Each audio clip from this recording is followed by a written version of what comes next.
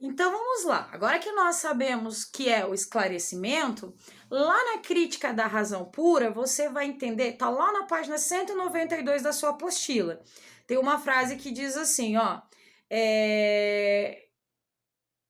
Kant propõe que, a partir do momento em que a razão humana compreende o que significa uma ação autônoma e centrada no esclarecimento, automaticamente será requisitada da razão pura e teórica uma justificativa para suas ações. Ou seja, a fundamentação racional dos costumes é o ponto de partida para a metafísica dos costumes sobre a ética kantiana, certo?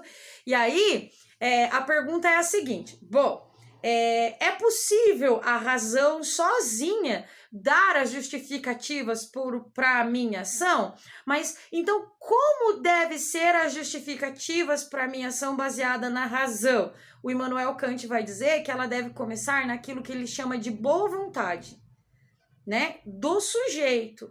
Então ele diz assim que, olha, toda a ação ela deve ser precedida por aquilo que Immanuel Kant chama de boa vontade. E o que é a boa vontade, né? Você sabe que existe uma diferença entre desejo e vontade. Os desejos são os impulsos do meu corpo, né? Aquilo que é uma resposta automática do meu corpo que não passa por um processo racional. Quando você tá com muita raiva, você tem vontade de sentar o tabefe na cara do outro, e isso é um impulso que vem. Ele deve ser controlado pela vontade. A vontade é essa capacidade racionalizada do ser humano de guiar a sua vida, certo? Então tem essa diferença entre aí o desejo e a vontade. Agora, qual é a vontade que deve reger a minha ação? Ele diz, é a boa vontade, né? A boa vontade. Você sabe o que é a boa vontade? Quando você tá lá entre devolver o troco ou não devolver o troco, a sua ação deve ser guiada num primeiro momento não pelo impulso egoísta do corpo, mas pela boa vontade, certo? Quando você tá lá decidindo se você delata alguém que tá ameaçando, por exemplo, seu vizinho tá ameaçando de bater na mulher ou tá batendo na mulher, daí você tem que escolher. Peraí, mas eu denuncio ou não denuncio? A sua ação não deve ser pelo impulso, pelo medo, pelo...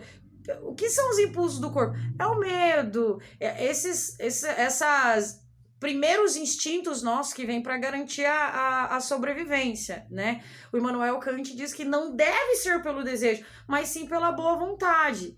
Mas só a boa vontade, ela é capaz de justificar a sua ação? O Immanuel Kant vai dizer que não. E aí eu te convido a ir lá para a página 193 da sua apostila, em que ele diz assim, ó, mas se a boa ação se funda na boa vontade, quais são os princípios em que se funda a boa vontade? Quando eu sei que a minha vontade é boa? Aí eu volto a responder para você.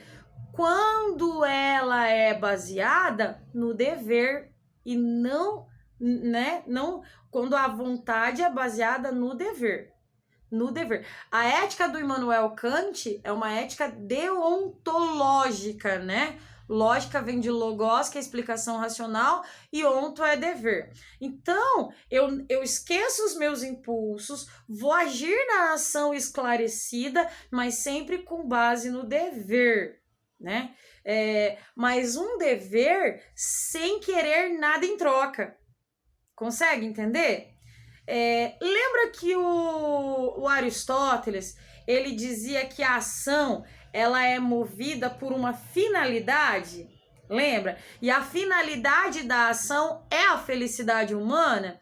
O Kant está invertendo esse processo. O Immanuel Kant está dizendo que o que importa é aquilo no sujeito, que a ação deve ser guiada pela boa vontade que está no sujeito, mas fundamentada pelo dever. Então você pensa assim, se o meu vizinho está batendo na minha vizinha, eu ligo para a polícia ou não ligo para a polícia? Qual é a boa vontade? A boa vontade, né? A boa vontade. Não o medo, não o impulso. Tipo, eu não vou ligar porque senão pode acontecer isso comigo. Eu não vou ligar porque é chato. Eu não vou ligar porque... Não, na boa vontade guiada pelo dever, né? Então, como que fica isso na prática? Tá, eu devo... Então, ligar para a polícia. E por que eu devo ligar para a polícia? A razão justificando. Por que eu devo ligar para a polícia? Porque tem uma pessoa, fisicamente falando, mais forte, utilizando-se dessa sua capacidade biológica avantajada para impingir dor a uma pessoa mais fraca. O que na minha ação pode se tornar um dever para todas as pessoas fazerem igual, né?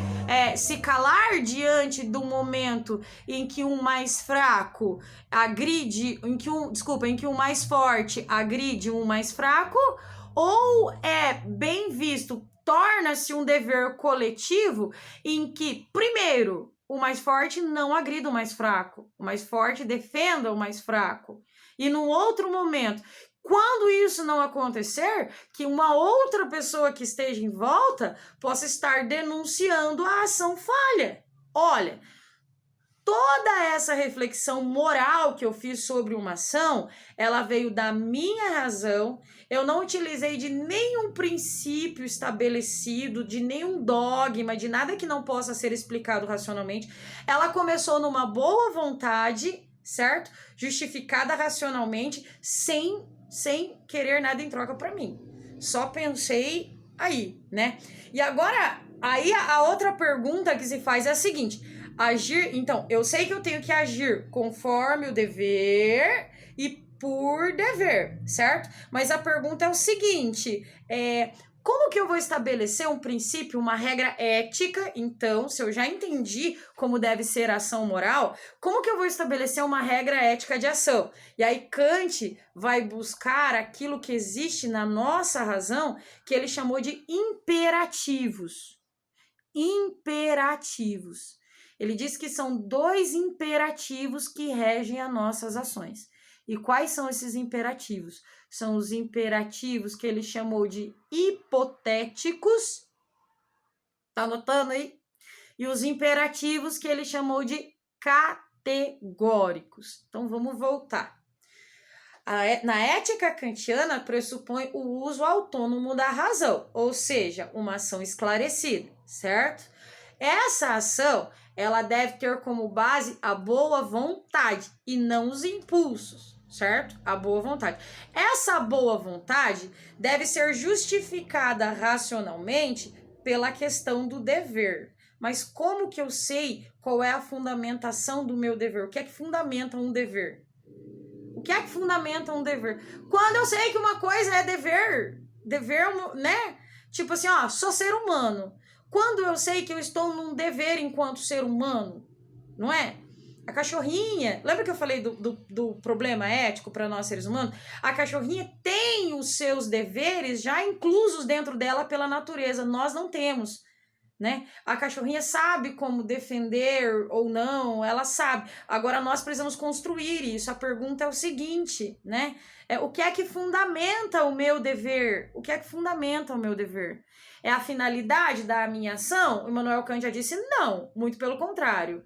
É o que vem antes da ação, que deve ser a boa vontade, certo? Mas, então, o que é que ralhos fundamenta a minha ação? O que é que ralhos fundamenta a minha ação são os imperativos racionais, os imperativos. Imperativo, você sabe, você aprendeu língua portuguesa. O que significa essa palavra imperativo? É uma ordem, né? Você tem lá o verbo jogar, no imperativo fica jogue. Você tem o verbo correr, no imperativo fica corra. E assim por diante, né? Toda ação deve ser guiada pelos imperativos. E existem 2 tipos de imperativos, os categóricos e os hipotéticos. Então, o que é um imperativo hipotético? Aquilo que ordena uma ação racionalmente, né? Você tem a boa vontade, passa pela razão, vem lá o imperativo, certo? passa lá pela a razão, você sabe que é um dever fazer e você tem um imperativo. Agora cabe você analisar qual que é o teu imperativo. Se o imperativo é hipotético, é aquele no qual você faz a ação sempre pensando em obter algo em troca. Então a sua ação, ela não pode ser universalizável. Porque dentro do imperativo categórico, o que você recebe em troca é muito particular à situação na qual você está agindo. Então, quebra a noção de dever. Por exemplo, existem pessoas, principalmente agora, né, nesse período de quarentena, em que nós estamos passando também por problemas econômicos mundialmente falando, existem pessoas que estão aí tentando ajudar. Existem pessoas de todos os lados querendo ajudar, nós sabemos disso, né? E existem aquelas pessoas, por exemplo, que a ação ela parte na boa vontade, né? Tipo assim, eu quero ajudar as pessoas que não têm dinheiro para comer, certo? Ó, começa bem, começa na boa vontade. Ajudar uma pessoa que não pode comer é racionalmente justificável. Toda pessoa tem direito à alimentação. Você tem direito à alimentação, é bom ficar com fome? Não é. Então é justificável racionalmente. Comece na boa ação. É um dever, né? É um dever que todos os seres humanos possam ter direito à comida? Claro que é. Mas aí a sua ação, se ela é regida por um imperativo hipotético, você vai fazer, você vai dar a comida para quem tem fome, mas você vai filmar e vai pôr no Facebook, por exemplo. Você vai filmar e vai pôr no YouTube, vai tirar foto porque você quer receber algo em troca com aquela boa ação. Certo? Mas o que ela começou na boa vontade, você foi livre para escolher aqui dentro da sua razão, mas ela busca uma finalidade muito particular. Qual que é a sua finalidade? Não sei, ganhar seguidores pro YouTube, ser reconhecido como uma boa pessoa e daí está lá na moral do bom moço que a gente estudou lá no Colbert, né? Então, qual é o correto para o Immanuel Kant? É que a sua ação seja regida por um imperativo categórico. E o que é um imperativo categórico? É aquele que justifica a ação racionalmente, mas simplesmente pelo dever. Não é para ganhar algo em troca. Tem que fazer por quê? Porque tem que fazer e pronto, acabou, né? Tem gente que ajuda os pais, acho que a gente trabalhou muito isso quando a gente trabalhou lá no Piaget e no Colbert, né? Tem gente que ajuda os pais a limpar a casa, por exemplo. Ó, você mora na casa com seu pai, né? Sua mãe, ou a sua avó, ou a sua tia. Você mora na casa com alguém. E aí você limpa a casa e você diz o quê? Você diz o quê, né? Então, a boa vontade é limpar a casa, é um dever, mas o princípio que rege o dever é hipotético ou é categórico? Porque se for hipotético, você vai dizer, mãe, eu limpei a casa pra você, dá um dinheiro pra eu sair final de semana. Não pode sair final de semana agora, mas se pudesse, você diria, dá um dinheiro pra eu sair final de semana. Ou então, mãe, eu limpei a casa pra você, tá ligado? Que eu queria um videogame novo, entendeu? A ação que busca uma finalidade. Agora, dentro do imperativo categórico, você limpa a casa por quê? Porque é dever limpar a casa que você ajudou a sujar, assim como eu sujei, né? A sua mãe, ela não tem mais obrigação do que as outras pessoas da casa de limpar a casa. Por quê? Porque todo mundo mora na casa igual e todo mundo suja a casa de forma igual, né? Quando eu vejo lá no Facebook o cara postando foto, olha, eu sou um bom pai, tô ajudando o meu filho, tô ajudando a minha esposa, né? Ou ajudando a minha namorada, ou sei lá, tô ajudando a cuidar do meu filho. Bicho, como que ajuda a cuidar do seu filho? É seu filho, é seu dever cuidar dele, né? Você não cuida dele para postar foto e pôr no Facebook e ser guiado por um imperativo hipotético, portanto, cuja finalidade da ação é mostrar para as pessoas que você é uma boa pessoa. Não tem que ter finalidade uma ação, é o que o Kant está dizendo. Entende? Não tem. A finalidade ficou lá com Aristóteles. A ação deve ser guiada pelo dever, mas o dever categórico, né? Um dever que pode virar uma regra universal.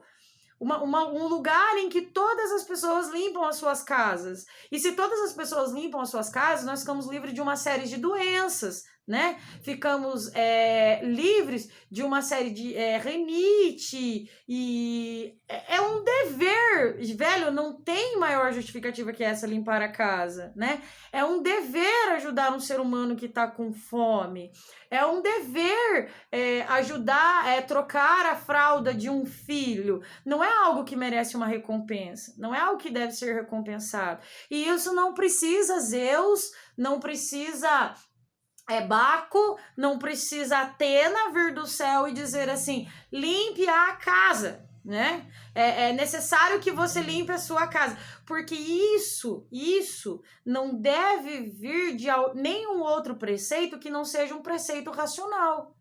É a razão que deve guiar a nossa ação, começando pela boa vontade, aí a razão que é livre, a sua razão é livre para escolher, velho, a sua razão é livre. Você fala, ai, mas eu não sabia, velho, que tinha que limpar a casa, eu não pude escolher limpar, eu não pude fazer isso. Pode, claro que pode. Você tinha lá, limpar ou não limpar. Nada te restringiu, você escolheu, não vou limpar. Entende?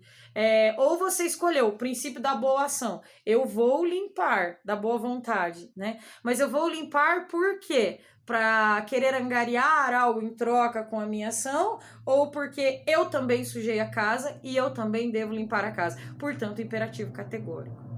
Beleza? Espero que você tenha entendido. Eu vou pedir para você, portanto, fazer os exercícios que começam lá na página 194 da sua apostila e vão até a página 196, certo? E aí nós vamos tentar tirar as dúvidas na segunda-feira lá na nossa live. E eu espero que você se cuide aí. Faça as AVAPs e beijo, se cuide!